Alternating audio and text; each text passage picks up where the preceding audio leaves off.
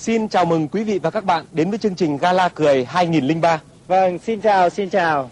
Chắc hẳn quý vị và các bạn cũng đã nhận ra người dẫn chương trình cùng với tôi, đó là anh Đức Hiệp, tức Hiệp Gà, một gương mặt rất quen thuộc với quý vị trong chương trình Gặp Nhau Cuối Tuần. Dạ vâng, xin kính chào quý vị. Và thưa quý vị, đương nhiên quý vị cũng nhận ra đây là anh Công Lý, một người có mái tóc rất là đáng yêu và dễ thương.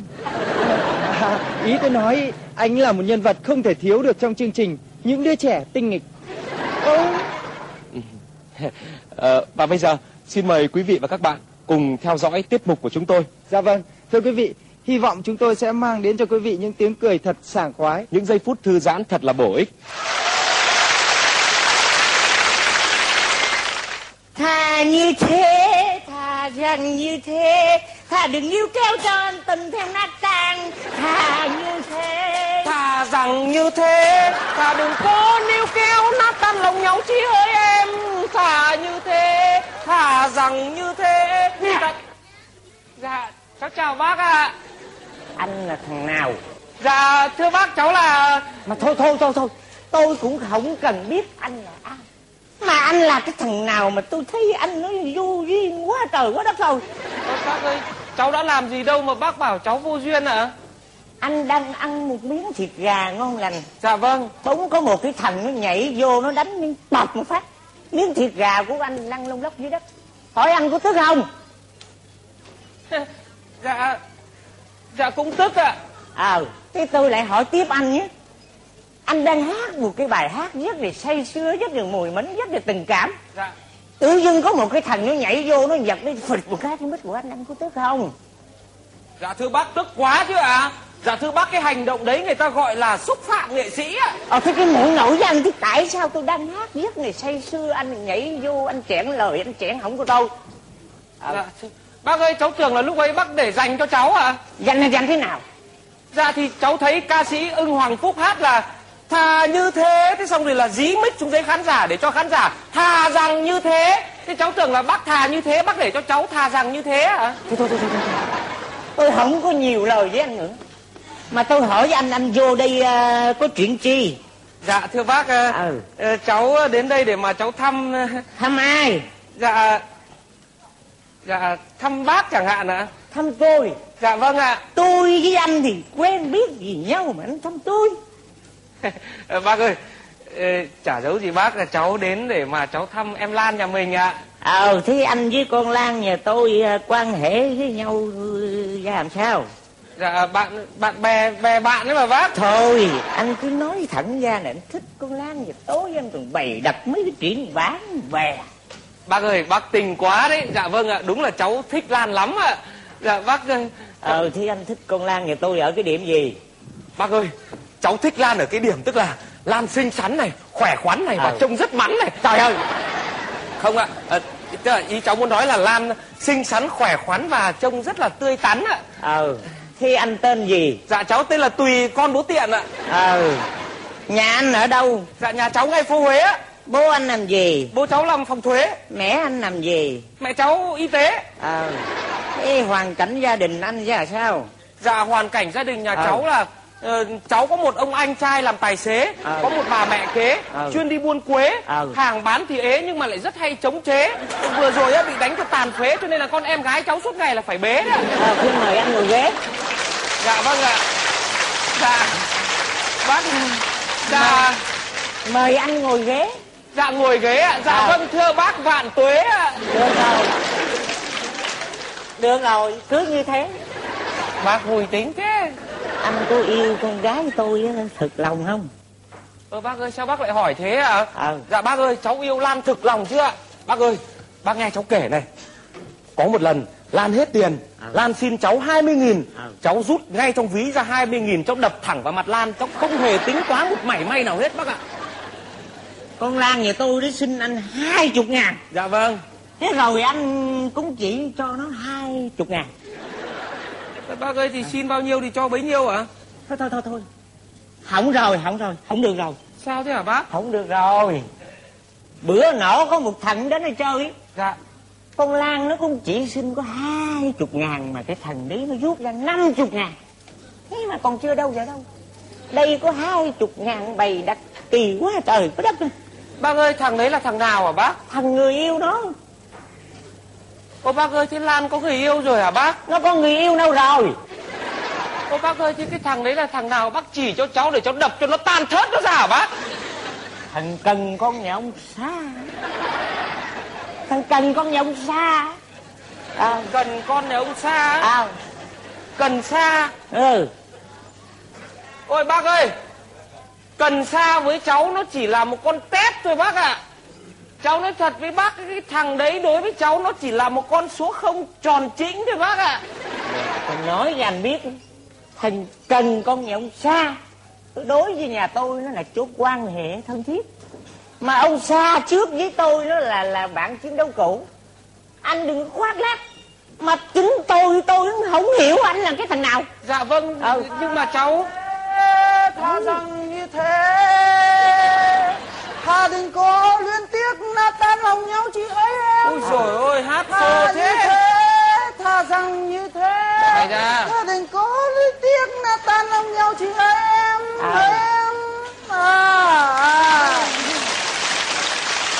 Em làm sao? Mày nhìn tao như thế này mà mày bảo tao là con tép à? Mày nhìn tao như thế này mà mày lại bảo là con số không tròn chỉnh à? Mày nhìn tao dài thế này mày bảo tao tròn chỉnh à? Bác ơi. Thằng này là thằng Cần con ông Sa đây đúng không ạ? Đúng rồi thằng. Bác ơi, thế bác đã thấy nó lịch sự chưa? Đâu? Nó vào trong nhà này có người lớn người bé, có người già người trẻ, toàn bậc cha chú của nó. Thế mà nó không thèm chào lên một câu, nó vào nó hát hò như thằng điên. Im mồm. Dạ thưa bác, vừa giờ ông tới đứng ngoài cửa, ông vô định chào bác luôn. Nhưng mà ghé vô thấy thằng kia nó tin tưởng quá bác để con xử lý nó luôn ạ. Ông kia mày bảo ai là mất lịch sự mày đứng lên đây nhá. Sao? Hỏi mày nhá, mày đừng có mà coi trời bằng vung nhá, coi thúng bằng nia nhá, coi thìa bằng môi nhá. Mà kể cả cái mặt mày ấy, nhá. Sao? Mày đừng có mà coi xe buýt bằng taxi, coi gà di bằng gà mái, coi dê tái bằng bò thui, mà đừng có mà coi rùi cui là cái gậy nhá. Ôi trời ơi.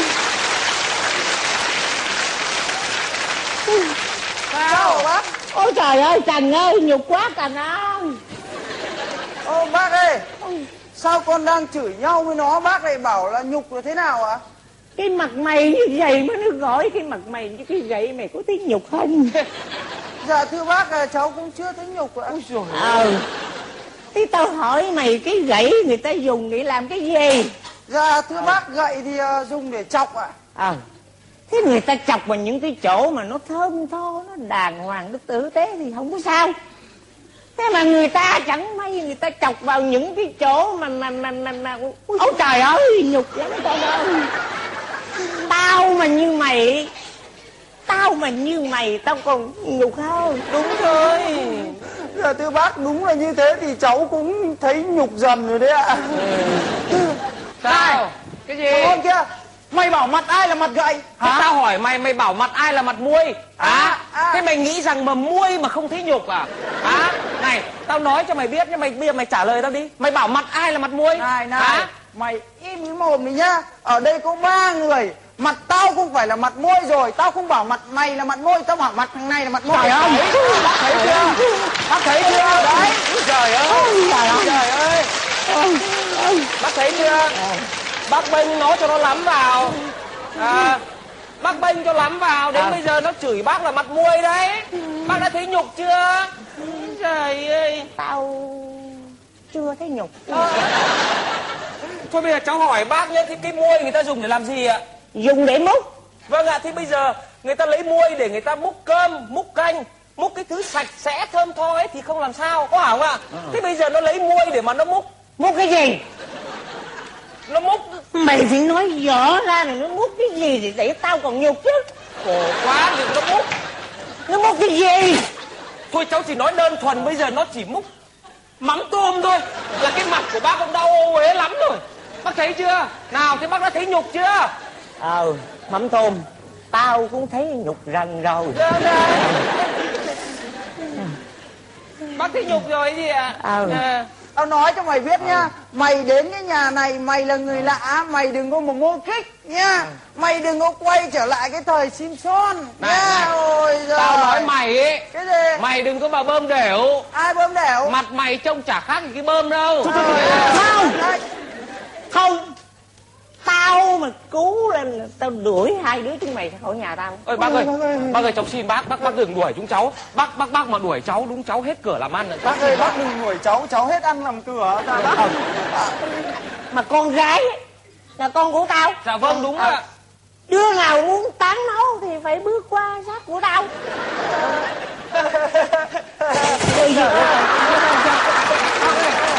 Bác ơi, bác bảo là con nào muốn tán con gái bác là phải bước qua xác bác. Thế quá, bác nói bác là bảo kê. Bác ơi, thế bác là bảo kê đi, chẳng hóa ra bác bảo con gái bác là cà ve à? Trời ơi. Bác ơi, bác thấy nhục chưa? Thằng Ôn kia nó lại bảo con gái bác là... Ui dồi ôi. Này, thôi thằng kia mày đừng có mà đi mô kích nhá. Ông đừng có mà bơm đẻo gì đúng không? Đầu tao tròn như này mày bảo tao giống cái bơm à? Ôi giời, chả mặt bơm làm gì. Ơ kìa bác. Tao bảo chúng mày cứ tịch cái đài phát thanh đi không? Dạ sao ạ? Chúng mày có dặn nhỏ cái vô luôn, tao đập cái móc loa bây giờ. Dạ bác ơi, nhưng mà nó láo thế đi. Dạ thế mà. Ôi giời. Nín luôn. Trời ơi, hai thằng này nó đi mất rồi. Trời ơi, nhà tôi này cái chạy điên rồi. Thầy đã cứu rồi. Nè. Mày làm gì? Trời ơi.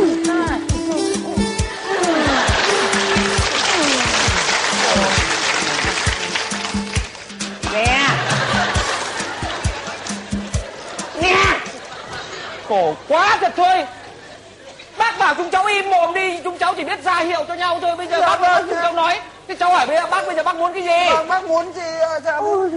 Trời ơi, tao không bao giờ tao gả con gái tao cho một cái thằng mà nó máy móc, nó ngu si, nó mũ mĩ như mày. Đúng rồi, gả làm gì bác? Thôi, mày hãy về đi. Về đi. Ôi, bác ơi, xin bác đừng đuổi cháu đi, đừng lăn lùng như vậy. Giọng cổ. Trời ơi, bác mà đuổi con thì đời Lan coi như chấm hết. Bác mà đuổi con thì đời con đây cũng hết, mà đời Lan cũng lê lết cho đến muôn đời. Trời ơi. Tăng đi ta tăng. Bác hãy hiểu cho lòng con đã chót yêu Lan rồi. Bác ơi, bác đã bao giờ yêu chưa nhỉ? Yêu rồi. Bác ơi, bác yêu nhiều chắc bác hiểu. Hiểu gì hả con? Đường vào tình yêu có trăm lần đau, có vạn lần sâu. Chát tùng chát tung. Mà đây là mối duyên đầu, từ lâu cháu chỉ đấu thầu Lan thôi. Trời ơi. Thằng khốn của tôi, tôi nói mày biểu mày đấu thầu con gái tao không? Trời ơi. Bác ơi, không phải cháu bảo cháu đấu thầu con gái bác đâu. Ý cháu nói thằng Ôn kia kìa, nó là chủ thầu xây dựng, nó định đấu thầu em Lan đấy à. Thì ra bây giờ tôi mới biết là anh làm bên xây dựng. Dạ vâng ạ, chả giấu gì bác ạ, cháu công tác bên ngành xây dựng ạ. Thế con Lan nhà tôi nó có biết anh làm mà xây dựng không? Dạ báo cáo với bác là Lan có biết cháu công tác với ngành xây dựng chứ ạ. Dạ thưa bác là gặp Lan một cái là cháu phải báo cáo với Lan ngay về lý lịch trích ngang của cháu ạ. Thế anh báo cáo với nó ra sao? Dạ báo cáo với bác. Dạ báo cáo với bác là cháu báo cáo với Lan là như thế này ạ. Lan ơi, anh còn đi xây nhiều nhà khắp nơi, nhiều tổ ấm thắm tươi tình lứa đôi. Anh nhớ càng thương nhớ anh, Dù sao em trọn ngày đêm, anh càng yêu em càng hăng say, xây cho nhà cao cao, cao cao. Bác ơi, nó xây cao như thế thì làm sao mà bác leo được à? Ôi, không leo được thì phải bắt cầu thang. Tôi sẽ xây cho nhà cao nữa. Không leo được thì mặc áo. Trời ơi, trời ơi, trời ơi, bác ơi, bác thấy chưa? Bác thấy chưa? Thằng này nó đến đây nó chỉ tán em Lan thôi, nó chả quan tâm gì đến thằng bố em Lan cả. Thằng mất dạy. Này, để bác hỏi. Con cứ để mặc bác. Dạ. Để bác giải quyết cái thằng này. Dạ vâng. Bác cứ nói chuyện với cháu, đừng tiếp chuyện nó. Thế sau đó cái thái độ của con gái tôi với anh như thế Thái nào? độ của Lan như thế nào? Ôi dồi ôi bác ơi, nếu mà nói về thái độ của Lan lúc mà nghe cháu nói xong ấy mà, ôi dồi ôi thì cháu thề với bác, bất kỳ một thằng con trai nào đang yêu cũng phải là bê sa mê luôn. Bác có biết không, lúc sau khi nghe cháu phân tích xong, Lan ngồi im, mắt lim dim, con tim thì ngừng đập. Ôi bác ơi, chết rồi bác ơi. Thằng này mày bị Bác điên à? ơi, thế là nhơ nhuốc hết rồi. Ra thứ bác thế là vẩy mực lên tờ giấy Furia rồi. Bác ơi, bác cứ bỏ cháu ra. Này nhá, thằng hôn kia. Tao hỏi mày, tại sao mày lại biết là tim Lan ngừng đập hả? Việc gì đến mày? Đấy là việc của mày à? Thằng hôn này lung ra. Ôi trời. Tao nói cho mày biết nhá. Nói cái gì? Mày muốn mặt sưng hay không? Làm sao? Mày muốn mặt sưng hay không? Làm sao? Này, có phải lúc ấy mồm mày thì hát, còn tay mày thì bát ngát bao la không? Đấy không phải là việc của mày nhá. Tao làm gì kệ tao. Mày thích gì? Ôi giời làm sao? Nào mày thích gì? Ôi giời này. Này nhá, tao nói cho mày biết nhá.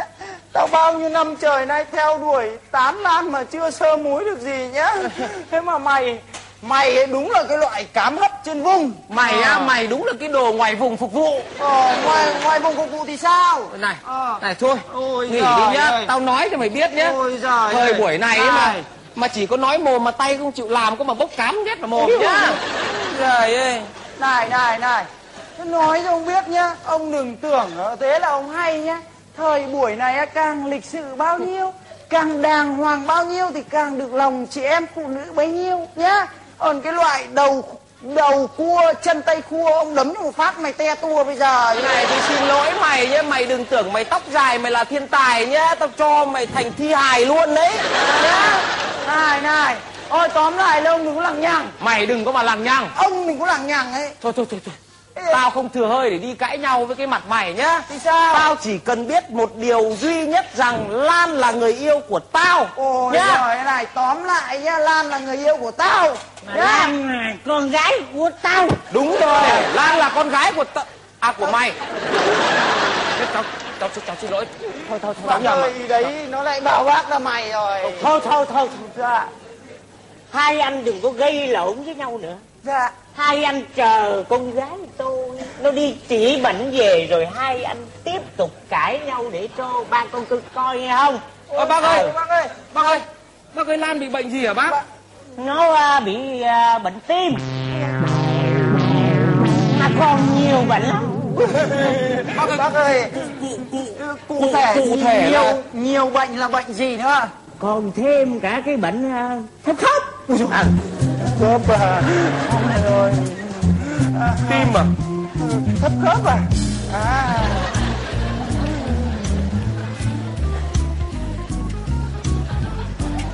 Này, tao nghe nói là tim nó tìm đến khớp ấy. Tim nó tìm đến khớp à? Thế thì khớp nó đớp vào tim ấy. Hai cái bệnh này có dễ chết không mày? Ui giời ơi, theo y học mà nói thì hai bệnh này cực kỳ dễ chết.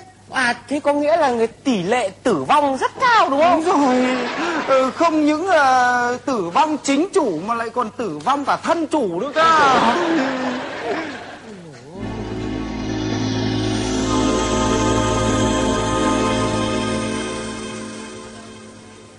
Hai anh định chuồn đâu đó?